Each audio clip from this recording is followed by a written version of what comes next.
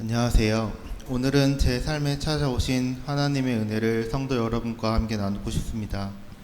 저는 고등학교를 졸업한 이후부터 부모님의 경제적인 도움 없이 살아왔습니다. 대학교 등록금은 물론 생활비까지 모두 제 힘으로 감당해야 했습니다. 졸업 후 돈을 벌기 위해 전공을 포기하고 학생 때 일하던 치킨집에서 매니저로 일하며 요식업에 꿈이 생겼습니다. 매일이 고되었지만 이 시간은 모두 제 인생의 밑거름이 될 것이라 생각하며 견뎠습니다. 하지만 반복되는 부당한 일들과 감당하기 어려운 책임 속에서 결국 그 일을 내려놓게 되었고, 그 후 지인의 권유로 보험 설계사 일을 하게 되어 6년 동안 일해왔습니다. 그러던 중 작년 동생에게 제 명의로 내어준 전세 자금이 사기를 당하여 큰 빚을 지게 되었습니다. 제 삶은 완전히 무너졌습니다. 무엇도 시야에 들어오지 않았고 대인 기피증과 우울증으로 도저히 잠을 잘 수도 없었기에 술로 하루하루를 버티는 날들이 이어졌습니다. 이제 정말 끝인가 보다 모든 걸 내려놓고 쉬고 싶다라는 생각이 들었습니다. 하지만 제 마음 한편에는 아주 작은 소망 하나가 있었습니다. 그래도 살고 싶다. 살아서 행복하게 웃고 있는 어머니와 동생의 얼굴을 다시 보고 싶었습니다. 그때 가장 먼저 떠오른 분이 지금의 직장 상사이신 정동조 과장님이었습니다. 용기를 내어 저의 형편을 과장님께 말씀드렸습니다.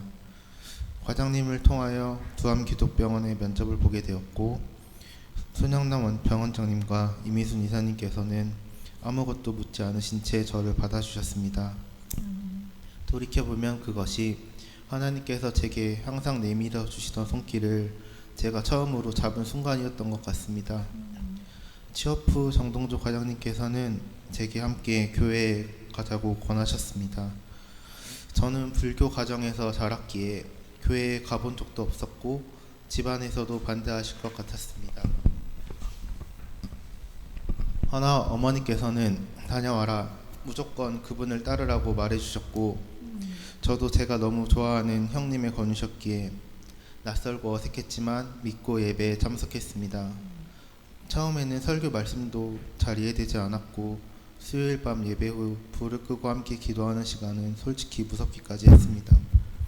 하지만 사람들의 간절한 기도 소리를 들으며 저분들은 얼마나 힘든 일이 있는 걸까, 한켠에는 저렇게 하면 나도 평안해질 수 있을까라는 생각으로 꾸준히 예배 자리에 참석하였습니다. 날이 지날수록 무서움과 낯설음 대신 설명할 수 없는 위로의 해방감이 느껴졌습니다. 그렇게 교회에 나온 지 2달 정도 된 어느 날 목사님께서 이런 말씀을 전하셨습니다.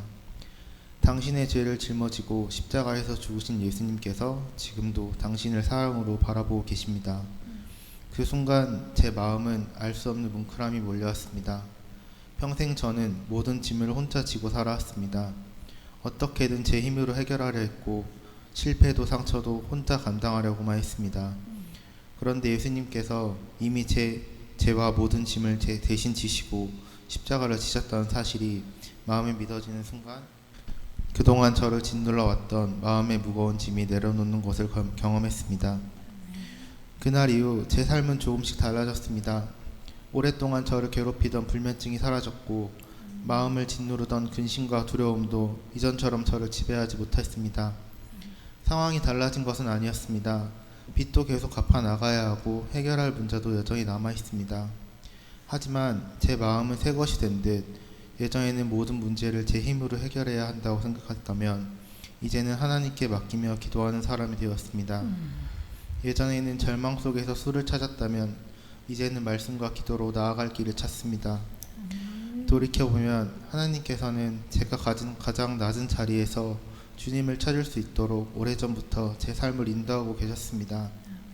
제가 실패했다고 생각했던 시간들조차 하나님께서는 헛되이 사용하지 않으셨고 모든 것을 합력하여 선을 이루고 계셨습니다.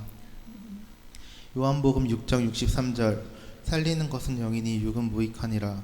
내가 너희에게 이른 말은 영이요 생명이라 라는 말씀처럼 저를 살리시기 위해 두암기독병원이라는 세상의 이치에선 이해할 수 없는 직장에서 일하게 하시어 매일 말씀을 묵상하고 암송할 수 있게 해주셨습니다.